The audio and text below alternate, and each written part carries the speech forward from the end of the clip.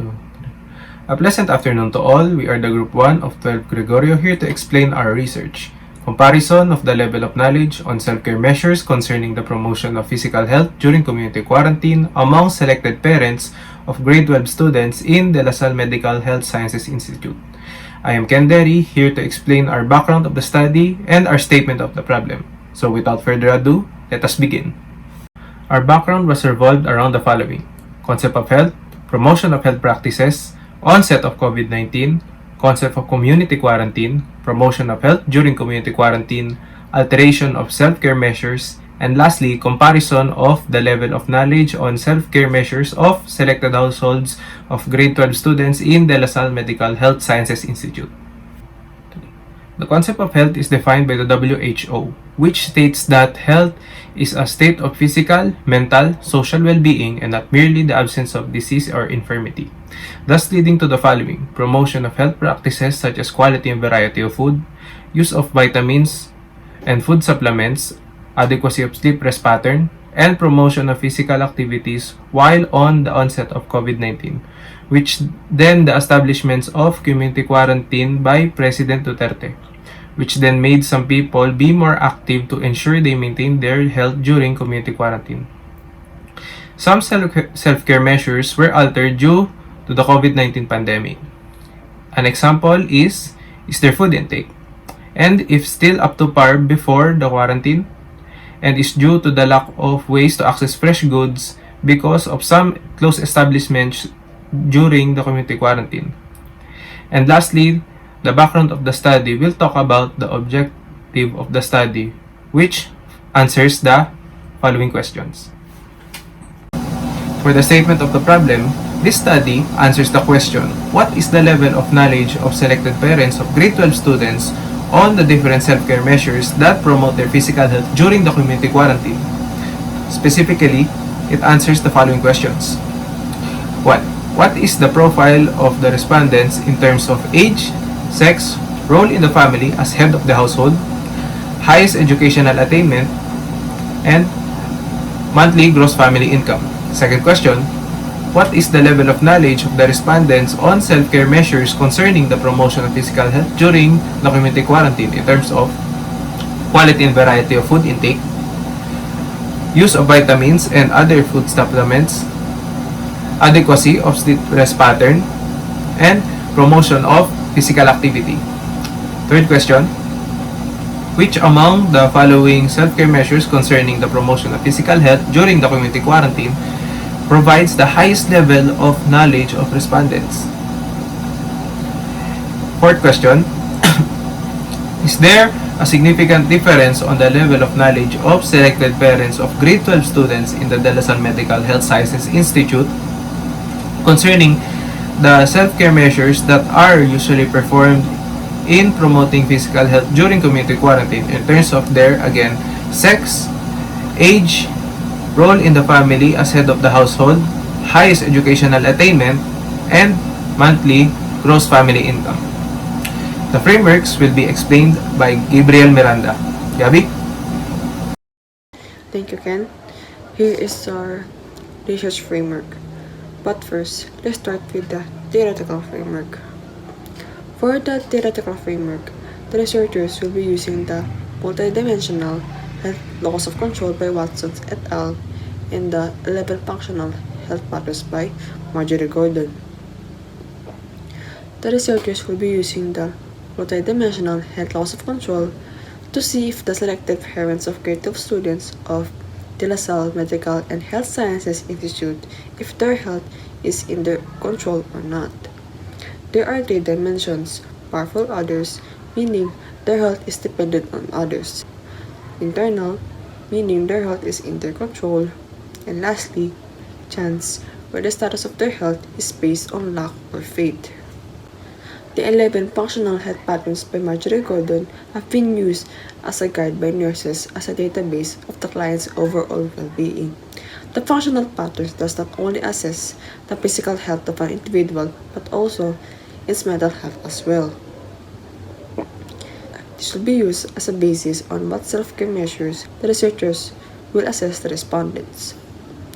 For the conceptual framework, This will be used to compare the level of knowledge of the selected parents of grade 12 students of the LaSalle Medical and Health Sciences Institute during the community quarantine in terms of food intake, food supplements, sleep rest patterns, and physical activities. The extraneous variables that may affect the variation of knowledge are inclination to use traditional practices and beliefs, socioeconomic status of the family, exposure to sources of information, and environmental factors. The next presenter will be Dani Espera to discuss the hypothesis, the significance of the study. Thank you, Gabi. Our hypothesis is that there is no significant difference on the level of knowledge of the selected parents of grade 12 students of the LaSalle Medical and Health Science Institute on self-care measures concerning the promotion of physical health. This level of knowledge of the selected parents of grade 12 students in the LaSalle Medical and Health Science Institute concerning the self-care measures that are usually performed in promoting physical health during the community quarantine has no significant difference when grouped into their age, sex, role in the family as the head of the household, highest educational attainment, and lastly, monthly gross family income. The next is the significance of the study. Our significance of the study are the following. Parent, because it may help them to be aware of the following ways that they can do to take care of their own family.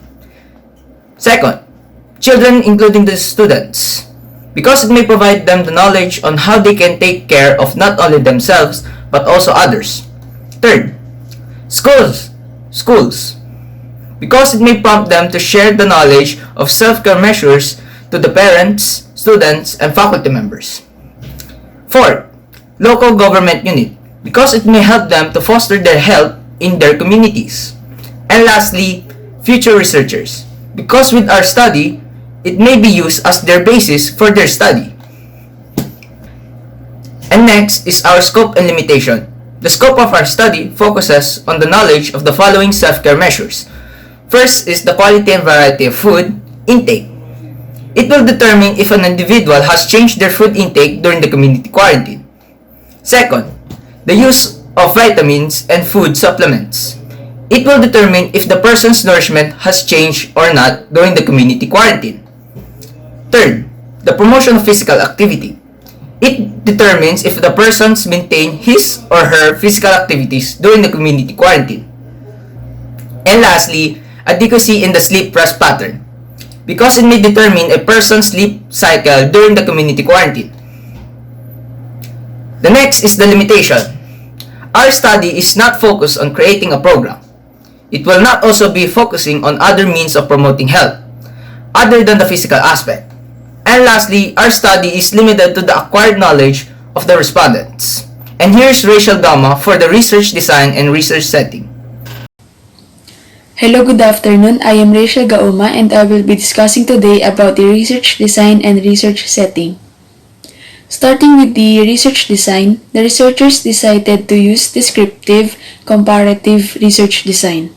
It is a method that assesses two or more variables to be able to compare with each other.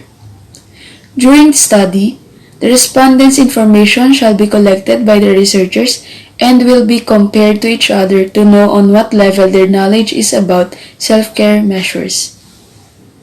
We shall now move on to our research setting. Our research setting will only be executed on the campus of De La Salle Medical and Health Sciences Institute that is located in Dasmariñas, Cavite. But due to the recent pandemic, which is the COVID-19, the researchers decided to conduct this research online by giving them away online surveys using Google Forms to the students instead of giving them hard copies. The students shall then give the online survey to the head of their household for them to answer it. The data gathering shall take about 4 weeks.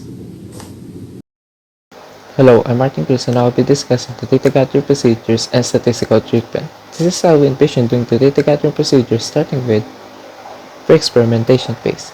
So after the colloquium, we'll be giving a letter to the SHS director of the HSI to allow us to conduct the study with HSI students. We will also be giving letters to the to the two validators and statistician to ask them to validate our questionnaire. After that, we will be conducting a pilot test. When pilot testing is done, we may start profiling using the inclusion criteria to select the 100 respondents. After they pass the profiling, we will be giving them a consent form that's needed to be signed by both parents and students in order to participate in our study. Next slide is experimentation phase. This is during the data gathering. The respondents will all receive the link of the Google form in their own email accounts. They must answer it within the week starting to the day it was given to them. If the respondents have any questions about the Google form, we will answer them as soon as possible. We will be giving them a certificate to commemorate them from participating to our study. The last in the data gathering procedure is the post-experimentation phase. After we gather the data, we will now be tallying the response of respondents with the help of our statistician, and it will undergo different types of statistical measures to find out the result of the study. Next is statistical treatment. Here are the statistical tools that will be used in the study. Starting with frequency distribution, will be used to illustrate the data that we have gathered from the respondents. Mean, used to get the data average of the 4 levels of knowledge of self-care measures. Standard deviation, to measure the dispersion of the data. Independent sample t-test, to get the difference between the two means of the group, the sex, and role of the respondents. F-test, for one-way ANOVA, will be used to compare the means of the highest educational attainment, monthly gross family income, and age of the respondents. That's all. Once again, we are Group 1 and thank you for listening. God bless.